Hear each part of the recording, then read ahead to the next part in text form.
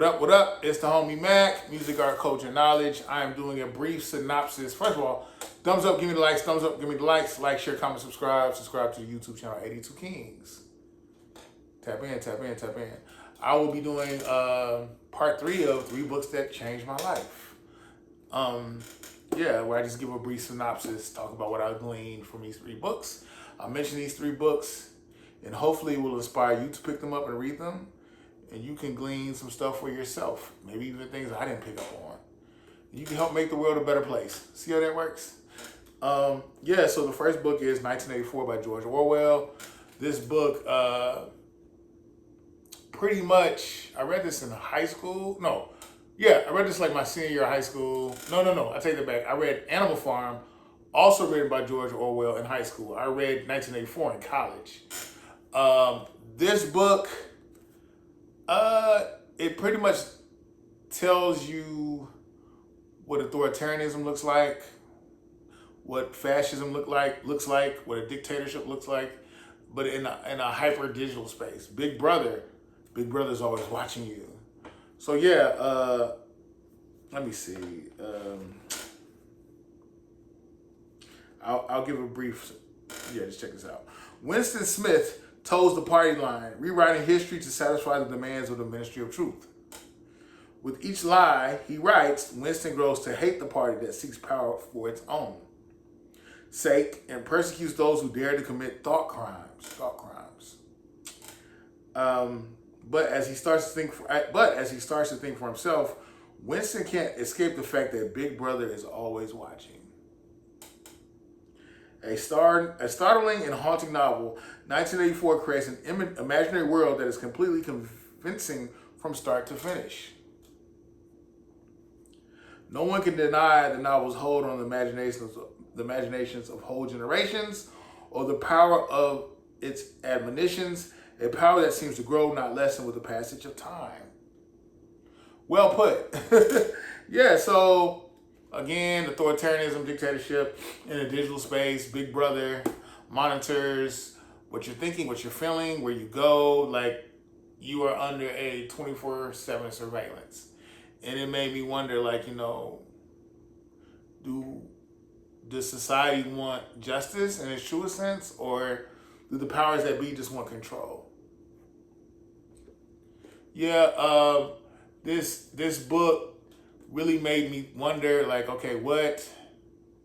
what does freedom really look like? Is freedom about order, or is it is freedom about justice, or are things basically about order and control? Big Brother basically has to protect you from yourself. But why? Why do we feel like that? I think more or less this book really gave me a deep dive, or it made me want to get a deeper understanding of what freedom really is. What does freedom look like? Who controls the narratives? I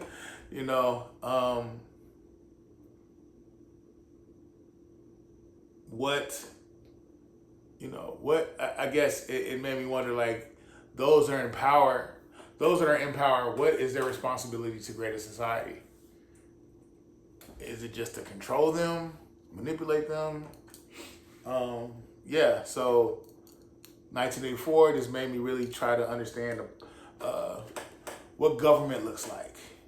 And I think it was V for Vendetta basically said people should not be afraid of their government, a government should be afraid of their people, because government should serve the people. So there you have it, 1984. Bam, George Orwell.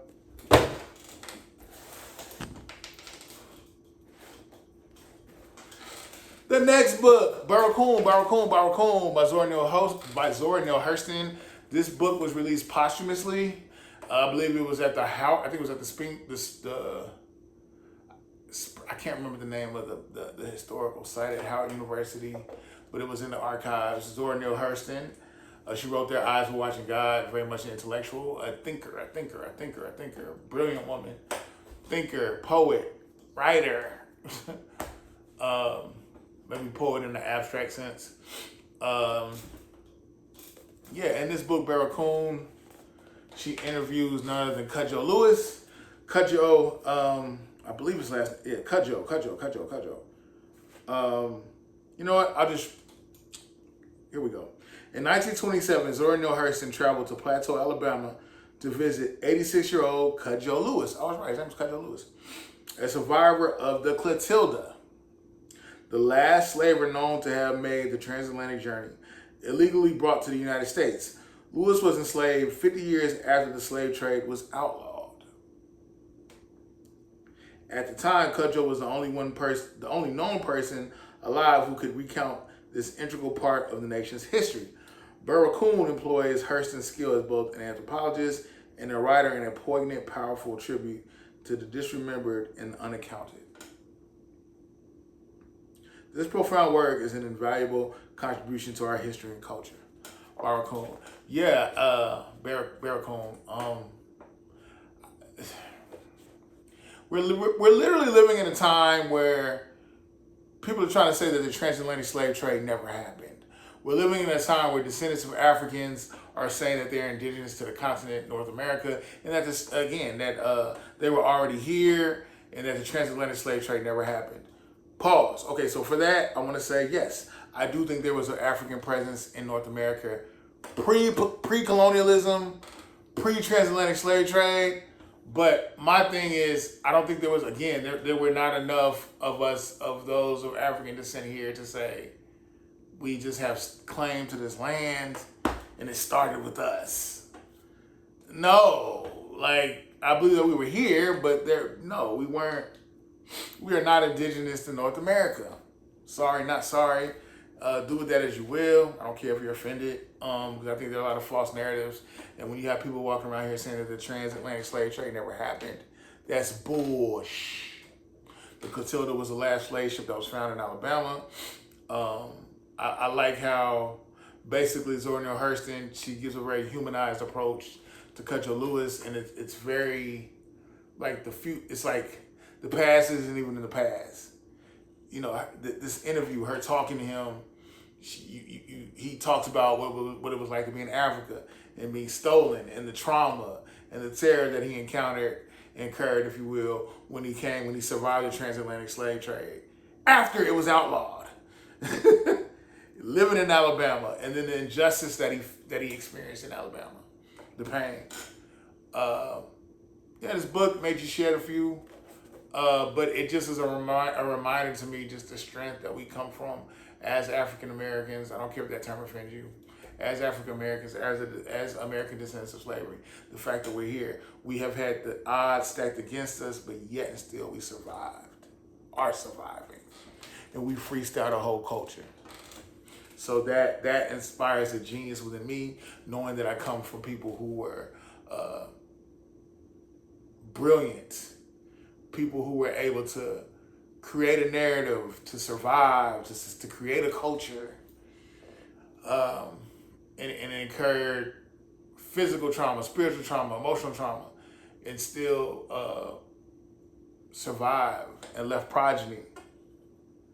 You know, so this book, it inspires me to keep pushing, keep going. I have to, it's like a relay race. My ancestors passed me a baton. I got to keep going, and I got to pass a generation that comes after me a baton. So when I'm long and gone, no longer here in the physical, I've created something that outlives me. My YouTube channel, 82 Kings. I'm giving you guys conversation about books, so you can learn and dig deep. And as you could be watching this as a Harvard student in 2050, you could be watching this as a FAMU student in 2060. I'm passing you a torch. I'm giving you information. Tap into this. Read these books. A lot of these books. We're living in a time where people are literally trying to destroy books. They're literally trying to destroy books, which makes me wonder what narrative are they trying to push. But anyway, that's a whole nother conversation. I'm trying to keep this short and sweet. Third book is Pimp by Iceberg Slim. Pimp. Mac, how you go from 1984 to Burr Coon to Pimp? But yeah, these are books that inspire me. The thing I learned from this book is just basically, it's reminded me that everything is a game. Everything's a hustle. What I learned from Iceberg Slim or Robert Beck was just how he paid attention to detail. He paid attention to patterns, and he learned how to manipulate games. Excuse me, he knew how to manipulate systems and patterns. Did he always do that to a good end? No. But it's like he talks about his mother issues. He talks about how his disdain, his contempt for women really came from what he saw his mother do to men. I think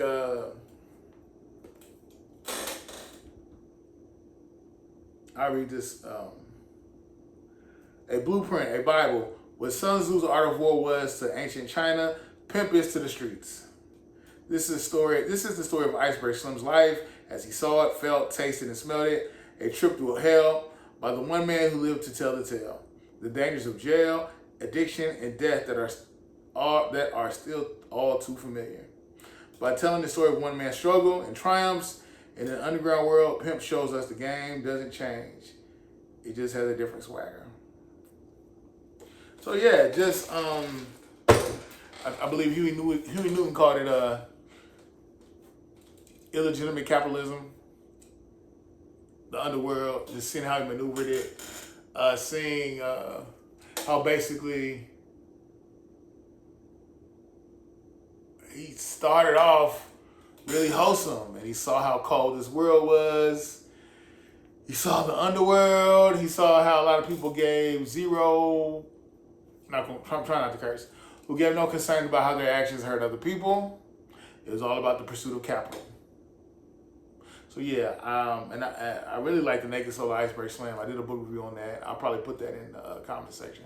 But yeah, Pimp by Iceberg Slam, it just kind of put me on game. Like when I'm dealing with people, what is their angle?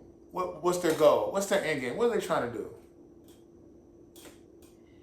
It just made me want to understand human psychology deeper, study human behavior, pay attention to things people say and don't say. It made me tap into my cognition, my cognitive skills, and deal with people appropriately, accordingly, if you will.